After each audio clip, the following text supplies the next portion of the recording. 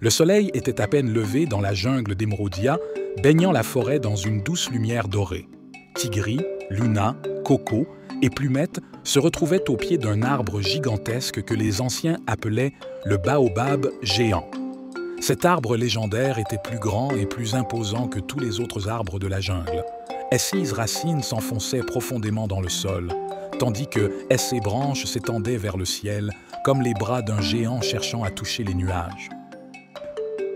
« Wow! Regardez-moi ça! » s'exclama Coco, sautillant de branche en branche autour de l'arbre. « Cet arbre est immense. On dirait qu'il pourrait abriter tout un village dans ses branches. » Tigri hocha la tête, impressionné. « J'ai entendu dire que ce baobab cache un secret, quelque chose que personne n'a encore découvert. » Luna, toujours pragmatique, plissa les yeux en regardant les racines tortueuses. « Il est si vieux. Si cet arbre pouvait parler, il nous raconterait sûrement des histoires incroyables. » Plumette, perchée sur une branche, regardait l'arbre avec fascination. Peut-être que son secret est caché en haut, parmi les branches. Je pourrais aller jeter un coup d'œil. Tigri réfléchit un instant, ses yeux fixés sur le sommet du baobab. Allons voir. On ne peut pas laisser ce mystère nous échapper.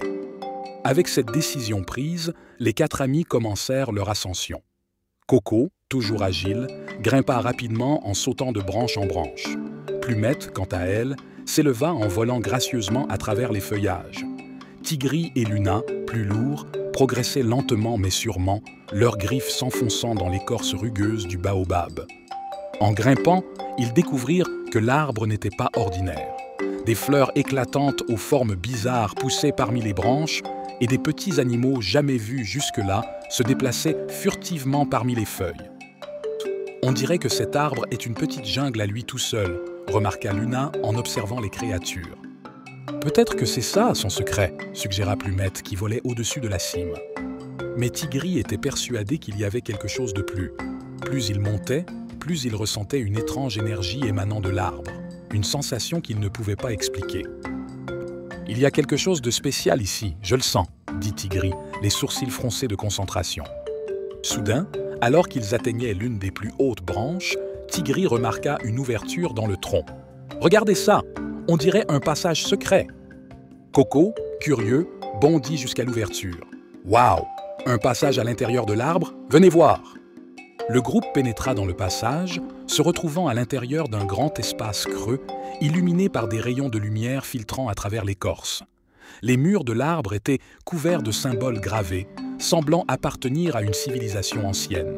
« Ces symboles, » murmura Luna, « on dirait des histoires gravées dans le bois. » Plumette se posa doucement sur une racine intérieure et observa les inscriptions.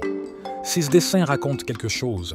Regardez, ça montre des animaux de la jungle, mais aussi des humains. « Des humains ?» s'étonna Tigri. « Les humains n'ont pas vécu dans cette partie de la jungle depuis des siècles. » Luna observa de plus près.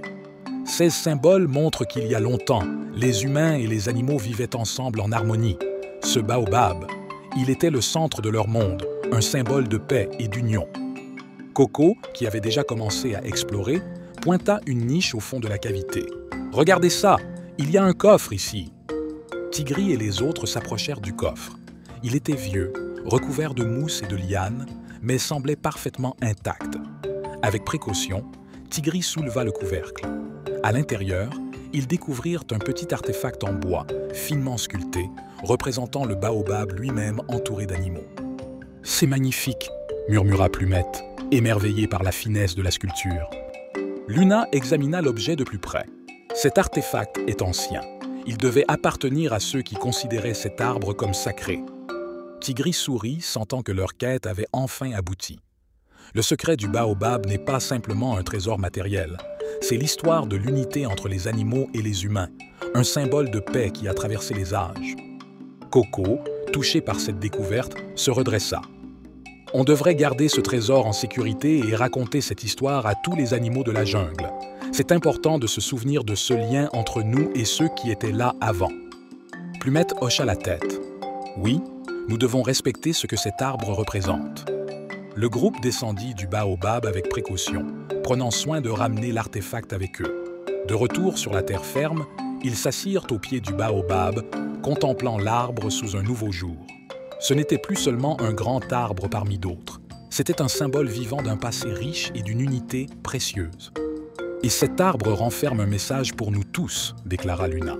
« Nous devons toujours nous rappeler de vivre en harmonie avec notre environnement et avec tous les êtres qui partagent cette jungle. » Tigri regarda ses amis avec un sourire. « Le secret du baobab géant est plus grand que nous ne l'avions imaginé, et je suis heureux que nous l'ayons découvert ensemble. » Le soleil commençait à se coucher, projetant une lumière dorée sur le baobab géant.